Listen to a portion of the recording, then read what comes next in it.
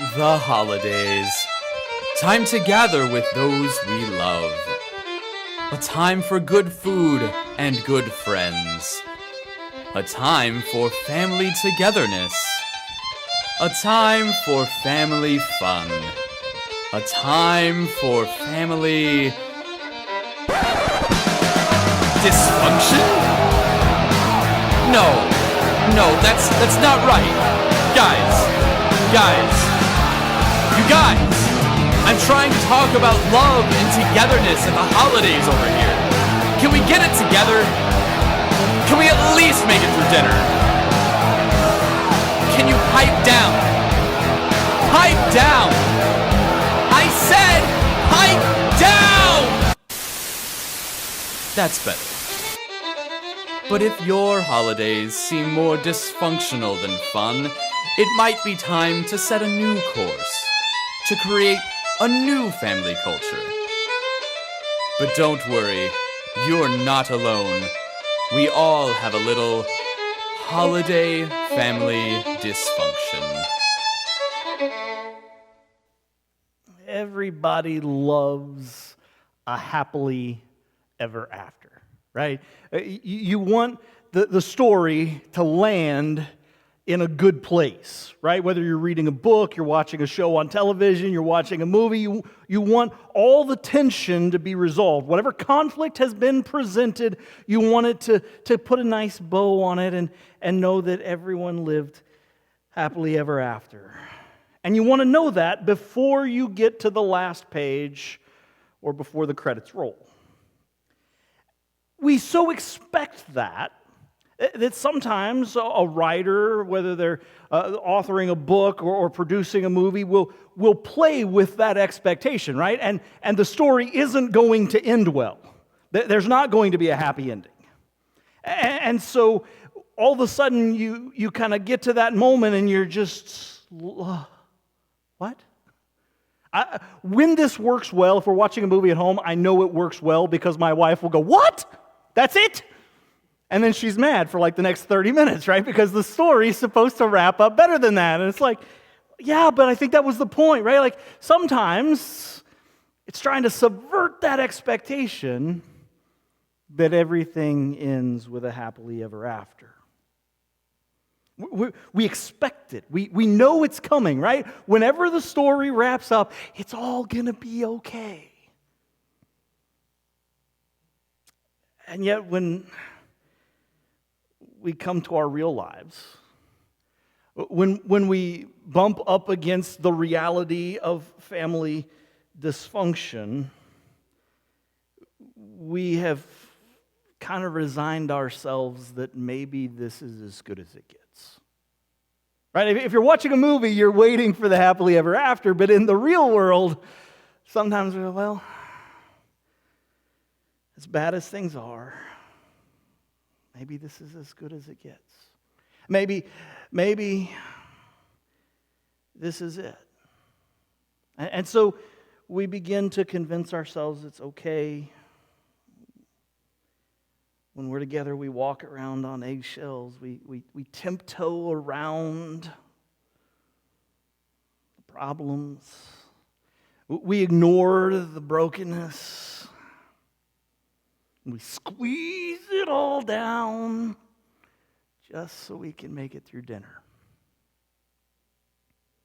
And then when we do, as everyone heads back to their cars, we collectively breathe a sigh of relief, relax the tension in our shoulders, and we go back to normal. We go back to knowing the problem's still there, but we put it all back in the box and tuck it away on the shelf until next year when we'll do it all again. If you've been tracking with us through this conversation about holiday family dysfunction, and some of those things that we've been talking about or the things we've just been saying sound a little too familiar, hopefully by this point in the series, you at least have the comfort of knowing that you are not alone. right? Yours is not the first family to deal with drama. Yours is not the first family to have to make their way through holiday family dysfunction. But hopefully, if you've been tracking with us through this series, you've also begun to get a sense that because of the good news of Jesus, because of his death and resurrection, that as bad as things are, this isn't as good as it gets.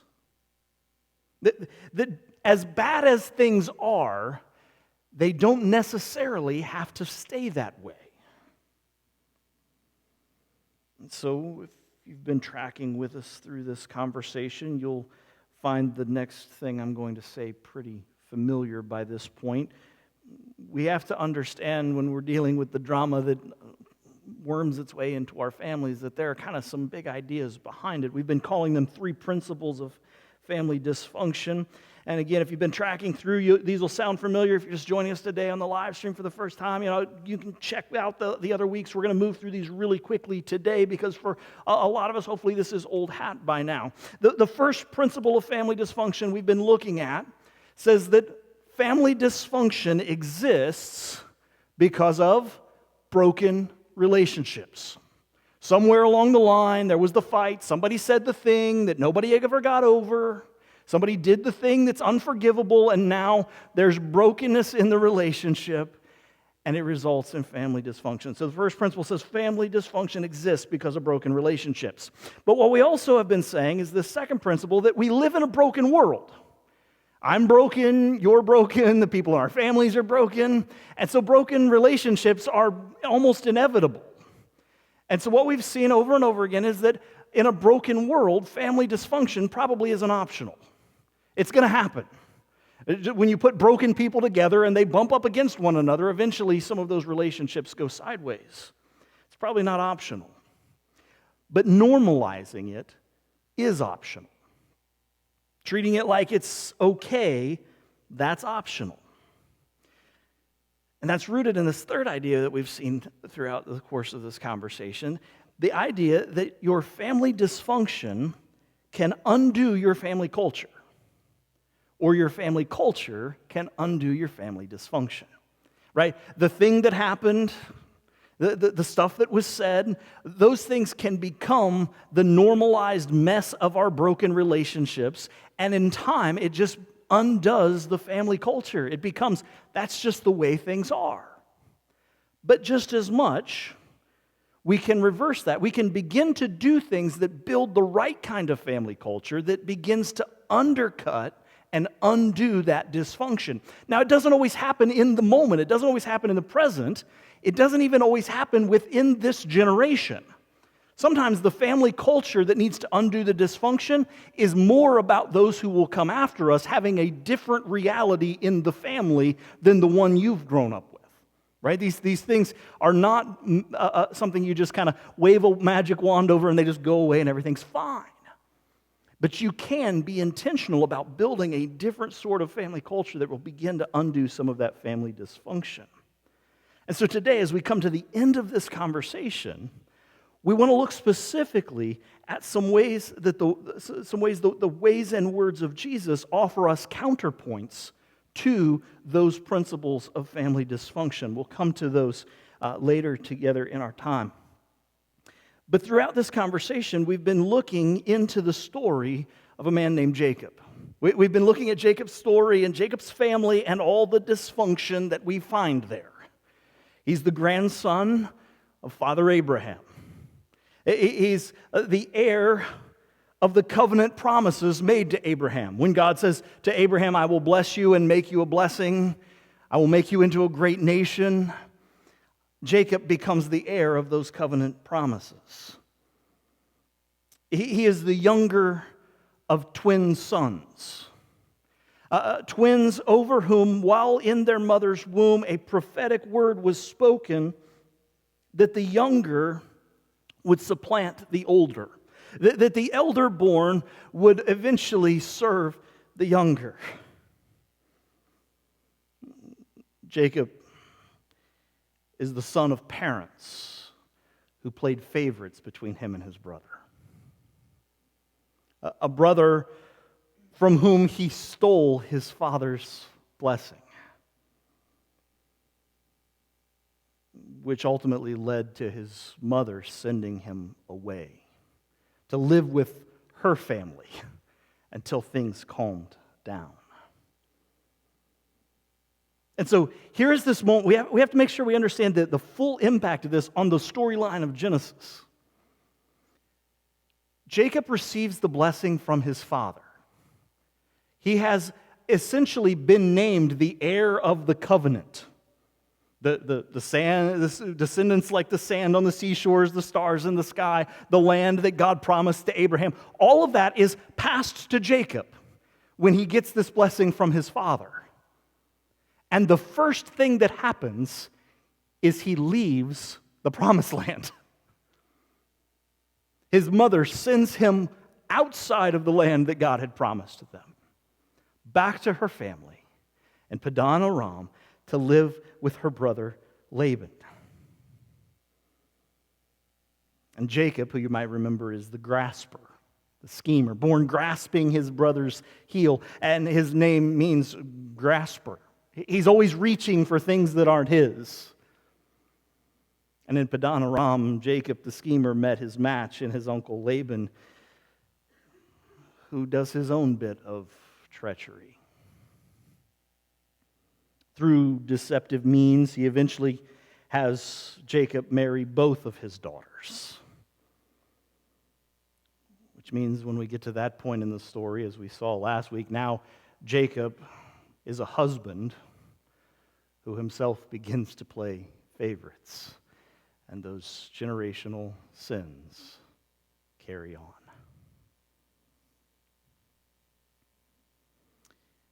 On and on the dysfunction goes until the time comes that it becomes clear to Jacob he can no longer live peaceably with his uncle Laban.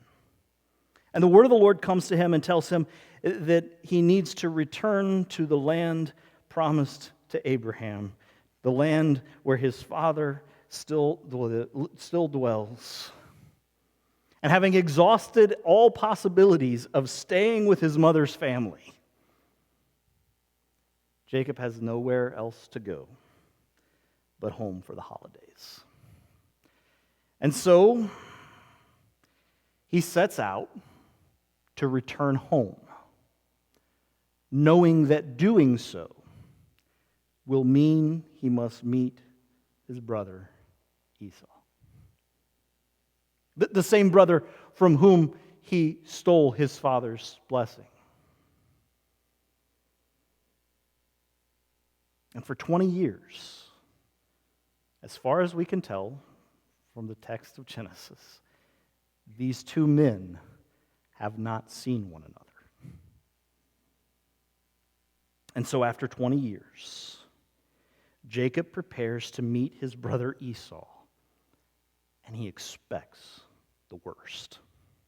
Let's pick the story back up in Genesis chapter 32. I invite you to turn with me, Genesis 32. If you haven't found it already today in the YouVersion app, you can find everything that's on the screen there in the events tab. All the scripture will be there. You can follow along. Click on a device, open a Bible, Genesis 32, beginning in verse number 1. So Jacob also went on his way, and the angels of God met him. When Jacob saw them, he said, "This is the camp of God." So he named that place Mahanaim. And Jacob sent messengers ahead of him to his brother Esau in the land of Seir, in the country of Edom. And he instructed them, "This is what you are to say to my master Esau. Your servant Jacob says, I have been staying with Laban and have remained there till now. I have cattle and donkeys, sheep and goats, men servants and maid servants. Now I am sending this message to my Lord that I may find favor in your eyes." When the messengers returned to Jacob, they said, "We went to your brother Esau, and now he is coming to meet you, and 400 men are with him." And in great fear and distress, Jacob divided the people who were with him into two groups, and the flocks and herds and camels as well. He thought, if Esau comes and attacks one group, the group that is left may escape. Then Jacob prayed, "O God of my father Abraham, God of my father Isaac, O Lord, you who said to me, 'Go back to your country and your relatives, and I will make you prosper.' I'm unworthy of all the kindness and faithfulness that you have shown to your servant. I had only my staff when I crossed this Jordan, but now I have become two groups. Save me, I pray, from the hand of my brother Esau, for I am afraid he will come and attack me, and also the mothers with their children. But you have said, I will make your descendants like the sand of the sea, which cannot be counted. So Jacob sets out on his way, and we're told right out of the gate that he encounters the angels, messengers of God. And we should begin to think back, because Jacob has also already had some encounters with angelic messengers on his way to Paddan Aram. He laid down one night and had a dream, and a vision in that dream of a stairway, a ladder to heaven, and angels ascending and descending upon it. And Jacob encounters these angelic messengers and says, this is the camp of God. We're camped here, and God is camped here too. And so he names the place Mahanaim, which literally means two camps. And Jacob sends messengers to his brother Esau. He wants to soften the blow a bit. Y'all go tell Esau I'm coming back. And the messengers return after Jacob gives them this prepared speech. Tell them, your servant Jacob. He wants to make it clear, yeah, I know we did that whole like trading the birthright thing, and I took your blessing thing, but you are in charge here, Esau. I am your lowly servant. Your servant Jacob is coming to meet you. And so the servants come back from their mission with their little prepared speech. And they said, well, we found Esau, and he's coming to meet you. And he's bringing 400 men with him. So this doesn't exactly set up to sound like a social call, right? Like, this doesn't seem like, oh, hey, good, let's go grab lunch kind of moment. Esau is coming with 400 men. Now, there's this quiet little echo. That's more men than Abram took with him when he had to go rescue Lot from the city of Sodom several chapters, a couple generations before this, right? And so this is a big deal. He's coming with a significant size force to meet Jacob and his little family of herdsmen. And so Jacob, with word that Esau is coming, with fear and trembling, prays. First, though, he divides his family and his possessions into two groups. Literally, the text tells us two camps. There's all kinds of fun little wordplay that's super nerdy, but doesn't help us a lot, so I'll try to skip it, but it's super fun stuff. Okay, so he divides into two camps his family, thinking, if Esau comes and attacks us, maybe some of us can still get away. And having prepared for that eventuality, he prays and cries out to God. And essentially, what he does here is he reminds God of the covenant promises. Right? If we were to shorthand Jacob's prayer here, it might go something like, Dear Lord, you promised that I would become a great nation, that my offspring would be as numerous as the sand on the seashore, so please don't let my brother come kill us all. Okay? That is, in a nutshell, what he prays. He's reminding God of the covenant promises and saying, hey, you're the one who told me to come back. So could you do something to help with my brother who's coming with 400 men and kind of still wants to kill me? And so Jacob, after he prays, sends gifts across the river. He counts out some of his herds and some of his camels and some of his flocks and some of his servants, and he says, you all go ahead in waves of gifts for my brother. And whenever he sees you coming and he says, what are you doing out here in this land? Say, we are here as gifts from your brother Jacob. And he sends wave after wave of gifts to meet his brother. And then Jacob sends his family across the river and remains behind alone. Let's pick it back up there in verse 24 of Genesis 32. So Jacob was left alone, and a man wrestled with him till daybreak. When the man saw that he could not overpower him, he touched the socket of Jacob's hip so that his hip was wrenched as he wrestled with the man. Then the man said, "Let me go, for it is daybreak." But Jacob replied, "I will not let you go unless you bless me." The man asked him, "What is your name?" "Jacob," he answered. Then the man said, "Your name will no longer be Jacob, but Israel, because you have struggled with God and with men and have overcome." And Jacob said, "Please tell me your name." But he replied, "Why do you ask me my name?" And then he blessed him there. So Jacob called that place Peniel, saying, "It is because I saw God face to face, and yet my life was spared." The sun rose above him as he passed Peniel, and he was limping because of his hip.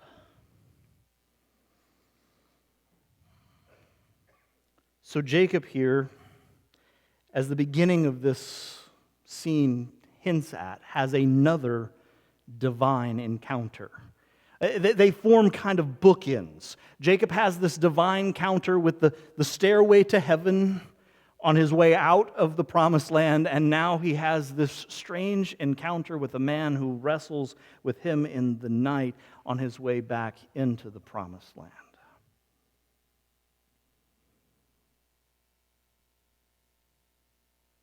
And Jacob wrestles throughout the night.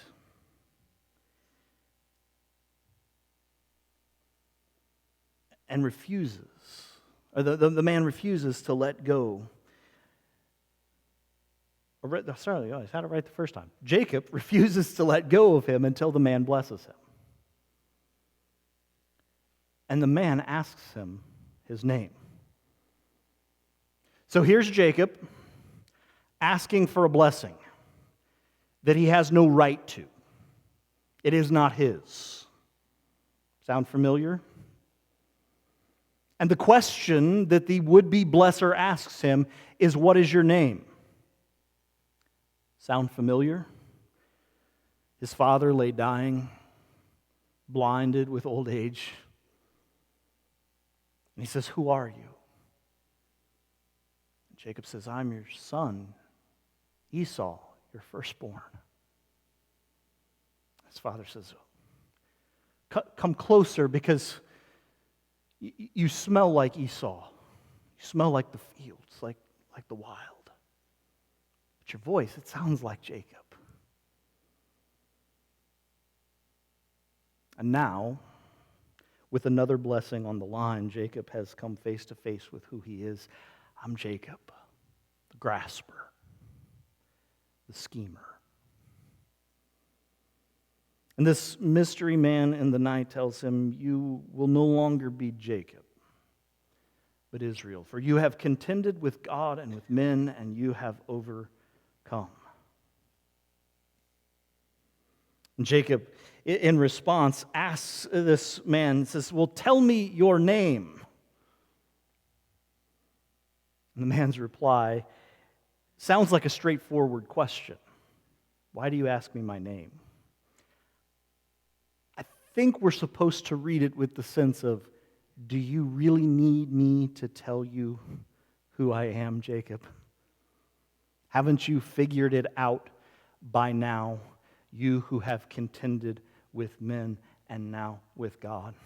And suddenly Jacob goes, "Okay, yeah, that's kind of what I thought." And so he names the place Peniel. "I have seen the face of God, and my life was spared." And so Jacob has this encounter that he does not expect to set up the encounter that he has been dreading. Hasn't seen his brother in 2 decades. And he assumes that all of the pent-up anger, all of the pent-up rage, all the pent-up frustration that Esau has toward him will come spilling out upon their reunion. And in Genesis 33, we get that reunion. Let's pick the text back up in verse 1. Genesis 33. So Jacob looked up, and there was Esau coming with his 400 men. So he divided the children among Leah, Rachel, and the two maidservants. He put the maidservants and their children in front, Leah and her children next, and Rachel and Joseph in the rear. He himself went on ahead and bowed down to the ground 7 times as he approached his brother. But Esau ran to meet Jacob and embraced him. He threw his arms around his neck and he kissed him, and they wept. And then Esau looked up and he saw the women and children and he said, "Who are these with you?" he asked. And Jacob answered, "They are my children. God has graciously given your servant." Then the maidservants and their children approached and bowed down. Next, Leah and her children came and bowed down. And last of all, Joseph and Rachel, and they too bowed down. And Esau asked, "What do you mean by all these droves I met?" Remember the waves of gifts of sheep and camels and servants? And Jacob says, "Well, to find favor in your eyes, my lord." Verse 9, but Esau said, "I already have plenty, my brother. Keep what you have for yourself." "No, please," said Jacob. "If I have found favor in your eyes, accept this gift from me. For to see your face is like seeing the face of God now that you have received me favorably. Please accept the present that was brought to you, for God has been gracious to me, and I have all I need." And because Jacob insisted, Esau accepted it. And so after 20 years, these brothers meet face to face. And Jacob, who has been bracing for Esau's rage, is met with Esau's grace. Esau runs to him, he embraces him. The two begin to weep together. And we get a reunion that no one would have thought possible. And it sounds like happily ever after. And I think there are some things here in this moment of reconciliation between these two brothers that point us to the ways that the ways and words of Jesus answer these principles of dysfunction that we've been looking at time and time again. Let's think back for a moment to the last time they were in the same place, before their mother sent Jacob to live with her brother Laban. Esau comes in from the field to learn that his brother Jacob has stolen his family blessing. And what did Esau say? "The days of mourning my father are near, and then I will kill my brother." And what did we break that down to essentially mean? Not while Dad's alive.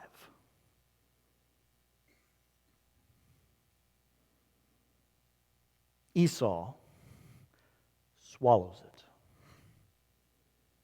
it. He doesn't lash out. He doesn't do anything to address the broken relationship. He sits on it. He buries it. He squeezes it all down so we can just make it through dinner for Dad's sake.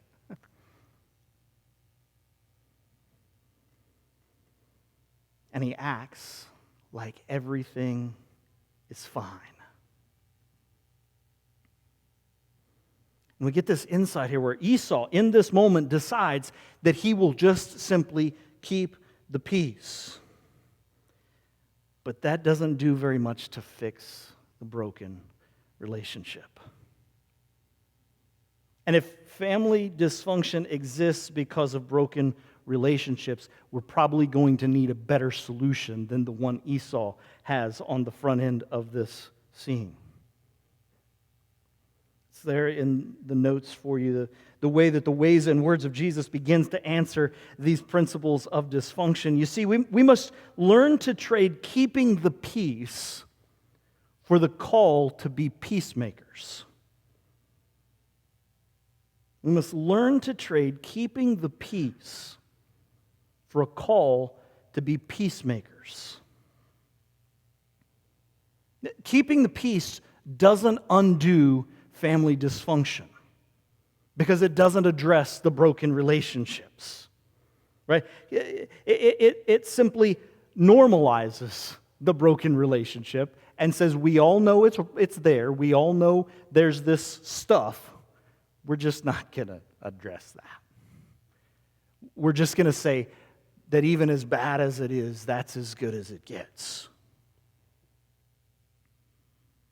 It's just how things are, I guess. We're just that family.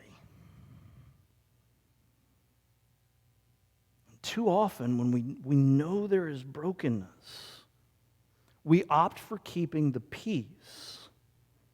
But what does Jesus say to us? He invites us to be peacemakers. And if we're honest, there's part of us that goes, I'm not really sure what the difference is. I mean, peace is peace, right? And if nobody's fussing and nobody's cussing and nobody's throwing things, then we're just going to call that a win, right? But I think that's just the normalized dysfunction talking. Because keeping the peace and being peacemakers really are two different things. Because peace isn't the passive absence of conflict, but the active pursuit of reconciliation. If we want to know what the difference is between deciding to keep the peace and to pursue being peacemakers, it starts with this understanding that peace isn't simply the passive absence of conflict. Nobody's fussing, nobody's cussing, we're good. We made it through dinner. Peace is the active pursuit of reconciliation. Right? This is where we get at that second principle of dysfunction. Because what we've said is that in a broken world, family dysfunction is going to happen. It's probably not optional. But normalizing it is. That idea that we're just going to keep the peace, we're going to squeeze it all down and grit our teeth and bear it so we can just make it through dinner, that is optional. The other choice is to begin to pursue reconciliation. Now here's where things get really tricky, and you're like, that wasn't the hard part. This is where things get really, really tricky and really messy for us. Because for reconciliation to take root, something has to change. And somebody has to go first. If we want reconciliation to take root and change the culture of our families, to shift the culture away from dysfunction, for reconciliation to take root, something has to change. And somebody has to go first. All right, you can't keep doing the same stuff and expect it to get you somewhere different. If you just keep in the midst of the same fight and the same cycle of brokenness and dysfunction, repeating the sins of the past that have been passed to you, passing on to your kids the same mess and dysfunction and brokenness that your parents passed to you and their parents passed to them and their parents passed to them and so on, then nothing's ever going to change. To pursue reconciliation, something has to change. Right? And so sometimes, again, as we said at the beginning, that means it's not going to happen overnight. It may not even happen in this generation between you and those who came before you, but you can change the narrative for those who come after you. You say, that's not the kind of family we are. That's not as good as it gets. We can do better. Something has to change. But it also means that somebody has to go first. Because reconciliation is a two-way street. Right? That's the difference between forgiveness and reconciliation. I can forgive you and we cannot be reconciled because reconciliation requires both of us to fix a broken relationship. And reconciliation gets tricky because healing the relationships is something you can't do alone. Which is why sometimes it doesn't get fixed in the generation you're in. Sometimes, for now, this is as good as it gets, because until both parties are willing to see reconciliation take root, nothing's going to change. Something's got to change, but somebody has to go first. And here in Genesis 33, 20 years of anger and brokenness and dysfunction have festered. And Esau, who, remember, is the wronged party, right? If we're looking at this story outside in, if anybody has a right to be mad, it's Esau. His brother swindled him out of his birthright, lied to their father to get the family blessing, right? Esau is the aggrieved party. If somebody has a right to be mad, it's Esau. And he responds with grace. He decides that he will go first. Because if reconciliation is going to take root, something's got to change. And somebody has to go first. And that's hard, right? Because you've spent 20 years convincing yourself how right you are. And if anybody disagrees, you've got the receipts. You've got all the reasons why you were wronged. You can recall for them the way that he swindled you out of your birthright for a bowl of stew. A bowl of stew. My brother, who does that? You can pull up the receipts. Yeah, Mom always liked him best. I never had a chance. It was always Jacob, Jacob, Jacob. Jacob's so good. Why don't you be more like Jacob?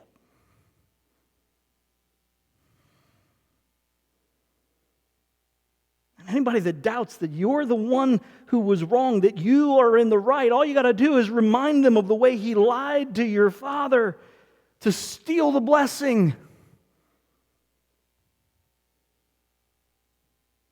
And you can build the case that if somebody should go first, by golly, it better be Jacob.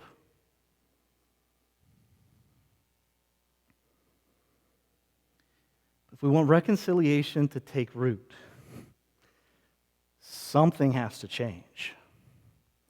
Somebody has to go first.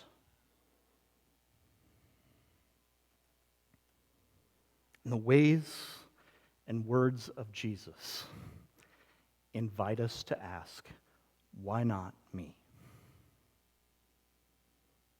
I'm going to invite the band to come back. So we kind of put a bow on this series and try to put a bow on this story of Jacob and Esau and the dysfunction that defines their family. I wish I could tell you they have a happily ever after. I wish we got to this point and we knew what happened, and we get kind of that video montage at the end of the episode or at the end of the movie where it's like we see years go by and they're sitting around the table at holidays and the kids are getting older and then there's grandkids and they're laughing about all the years that were wasted. We don't get that. In fact, Esau says, why don't you send your folks on ahead, and we'll just continue walking, and we'll go. And Jacob says, no.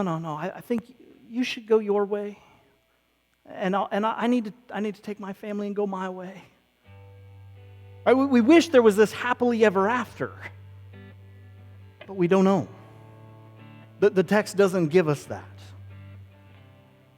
What we do get in the rest of the text of Genesis is that Esau begins to fade from the story. And Jacob rises exactly like the prophecy given to his mother while he was still in her womb foretold, he supplants his older brother. He becomes the heir of the promise. The covenant now goes from Abraham to Isaac to Jacob to his sons.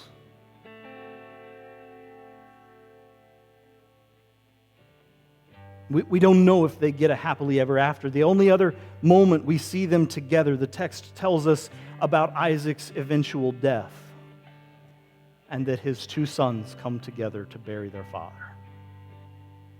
That's it. That's the only other note we have of the entirety of their relationship after this moment. Wish they had a happily ever after, but I don't know. We can't know.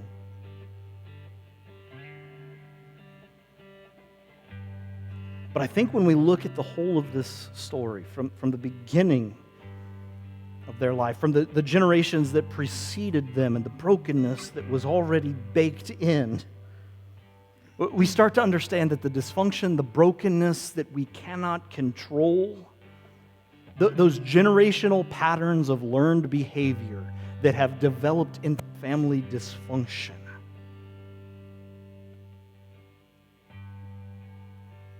the good news of Jesus says that there is a better way. That we, as followers of Jesus, as the people of God, can decide to be peacemakers. To begin actively pursuing reconciliation, knowing that we may not get it. Knowing that because reconciliation requires both of us, that this might be as good as it gets. But it can be better for those who come after us because we're done passing the brokenness on.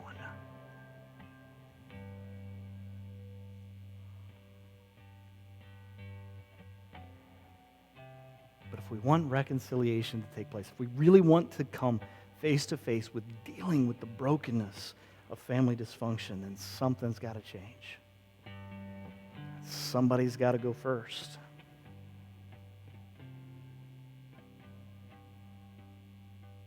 As the people of God, I think the Spirit would prompt us to say, why not me?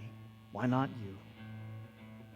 Why not be the ones who set a new course, who commit to shaping a new kind of culture, so that even if this is as good as it gets, it's better for those who come after us. Would you pray with me?